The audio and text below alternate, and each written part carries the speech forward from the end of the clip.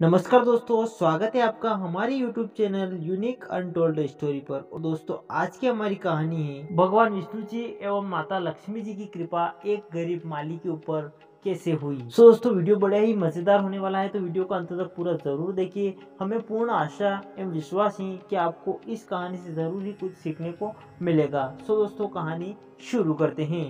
एक समय की बात है जब भगवान विष्णु जी शेषनाग पर बैठे बैठे बोर हो गए और उन्होंने धरती पर घूमने का विचार किया।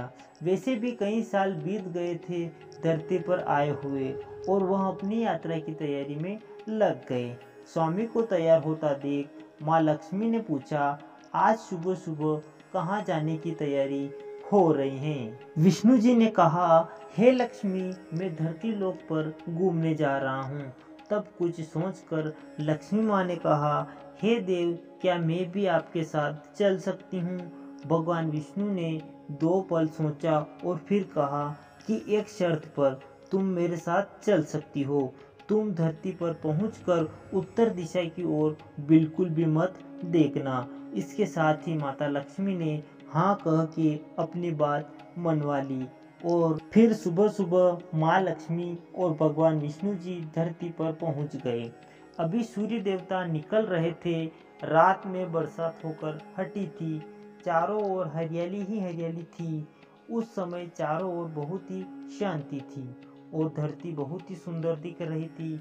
और माँ लक्ष्मी मंत्रमुग्ध होकर धरती को देख रही थी और भूल गई कि पति को क्या वचन देकर आई हूँ। और चारों ओर देखती हुई कब उत्तर दिशा की ओर देखने लगी, पता ही नहीं चला। उत्तर दिशा में माँ लक्ष्मी को एक बहुत ही सुंदर बगीचा नजर आया, और उस तरफ से भीनी भीनी खुशबू आ रही थी और बहुत ही सुंदर फूल खिले हुए थे। यह एक फूलों का खेत था, और माँ लक्ष्मी बिना सोचे समझे उस खेत में गई और एक सुंदर सा फूल तोड़ लाई। लेकिन यह क्या, जब माँ लक्ष्मी भगवान विष्णु के पास वापस आई तो भगवान विष्णु की आंखों में आंसू थे, और भगवान विष्णु ने माँ लक्ष्मी से कहा कि कभी भी किसी से बिना पूछे उसका कुछ भी नहीं लेना चाहिए, और साथ ही अपना वचन याद दिलाया। माँ लक्ष्मी को अपनी भूल का पता चला तो उन्होंने भगवान विष्णु से इस भूल की माफ़ी भी मांगी। तो भगवान विष्णु ने कहा कि जो तुमने भूल की है उसकी सज़ा तो तुम्हें ज़रूर मिलेगी। जिस माली के खेत से तुमने बिना पूछे फूल तोड़ा है, यह एक प्रकार की चोरी है। इसीलिए अब तुम 3 साल तक माली के घर पर नौकर बनकर रहोगी। उसके बाद मैं तुम्हें वैकुंठ में वापस बुलाऊंगा। माँ लक्ष्मी ने चुपचाप सर झुकाकर हाँ कर दी, और माँ लक्ष्मी एक गरीब औरत का रूप धारण करके उस खेत के मालिक के घर गई। घर क्या, एक झोपड़ा था, और मालिक का नाम माधव था। माधव की बीवी, 2 बेटे और 3 बेटियां थीं। सभी उस छोटे से खेत में काम करके किसी तरह से अपना गुजारा करते थे। माँ लक्ष्मी जब एक साधारण और गरीब औरत बनकर जब माधव के झोपड़े पर गई तो माधव ने पूछा, बहन तुम कौन हो और इस समय तुम्हें क्या चाहिए। तब माँ लक्ष्मी ने कहा, मैं एक गरीब औरत हूँ, मेरी देखभाल करने वाला इस दुनिया में कोई नहीं है। मैंने कई दिनों से खाना भी नहीं खाया है, मुझे कोई भी काम दे दो, साथ में मैं तुम्हारे घर का काम भी कर दिया करूँगी। बस मुझे अपने घर में एक कोने में आसरा दे दो। माधव बहुत ही अच्छे और नेक दिल का आदमी था।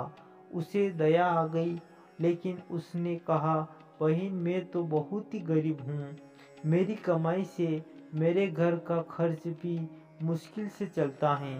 लेकिन अगर मेरी 3 की जगह अगर 4 बेटियां होती तो भी मुझे गुजारा करना ही था। अगर तुम मेरी बेटी बनकर जैसा रूखा सूखा हम खाते हैं उसमें खुश रह सकती हो तो बेटी अंदर आ जाओ। माधव ने माँ लक्ष्मी को अपने झोपड़े में शरण दे दी, और माँ लक्ष्मी 3 साल तक उस माधव के घर पर नौकरानी बनकर रही। जिस दिन माँ लक्ष्मी माधव के घर आई थी उस दिन से दूसरे दिन ही माधव को इतनी आमदनी हुई फूलों से कि शाम को ही एक गाय खरीद ली। फिर धीरे धीरे माधव ने काफ़ी ज़मीन खरीद ली और अब सब ने अच्छे अच्छे कपड़े भी बनवा लिए और फिर एक बड़ा पक्का घर भी बनवा लिया। बेटियों और बीवी ने गहने भी बनवा लिए और अब मकान भी बहुत बड़ा बनवा लिया था। माधव हमेशा यह सोचता था कि मुझे यह सब इस महिला के आने के बाद ही मिला है। इस बेटी के रूप में मेरी किस्मत आ गई है। और अब 2-4 साल बीत गए थे, लेकिन माँ लक्ष्मी अब भी घर में और खेती में काम करती थी। एक दिन माधव जब अपने खेतों से काम खत्म करके घर आया तो उसने अपने घर के सामने द्वार पर एक देवी स्वरूप गहनों से लदी एक औरत को देखा। ध्यान से देखकर पहचान गया, अरे यह तो मेरी मुंह वाली चौथी बेटी यानी वही औरत है। और पहचान गया कि यह तो माँ लक्ष्मी है। अब तक माधव का पूरा परिवार बाहर आ गया था और सब हैरान होकर माँ लक्ष्मी को देख रहे थे। माधव बोला, हे माँ, हमें माफ कर, हमने तुमसे अनजाने में ही घर और खेत में काम करवाया है। माँ, यह कैसा अपराध हो गया है। माँ, हम सबको माफ कर देना। अब माँ लक्ष्मी मुस्कुराई और बोली, हे माधव, तुम बहुत ही अच्छे और दयालु व्यक्ति हो। तुमने मुझे अपनी बेटी की तरह से रखा, अपने परिवार के सदस्यों की तरह से। इसके बदले मैं तुम्हें वरदान देती हूँ कि तुम्हारे पास कभी भी खुशियों की और धन की कमी नहीं रहेगी। तुम्हें सारे सुख मिलेंगे जिसके तुम हकदार हो। और फिर माँ अपने स्वामी द्वारा भेजे गए रथ में बैठकर वैकुंठ लोक चली गई। हे लक्ष्मी मैया, जिस प्रकार आपने माधव के ऊपर कृपा की, उसी प्रकार हमारे और हमारे सभी सब्सक्राइबर पर कृपा करें। और जिन्होंने चैनल सब्सक्राइब नहीं किया उन पर भी कृपा करें ताकि वह भी चैनल को सब्सक्राइब कर ले। धन्यवाद।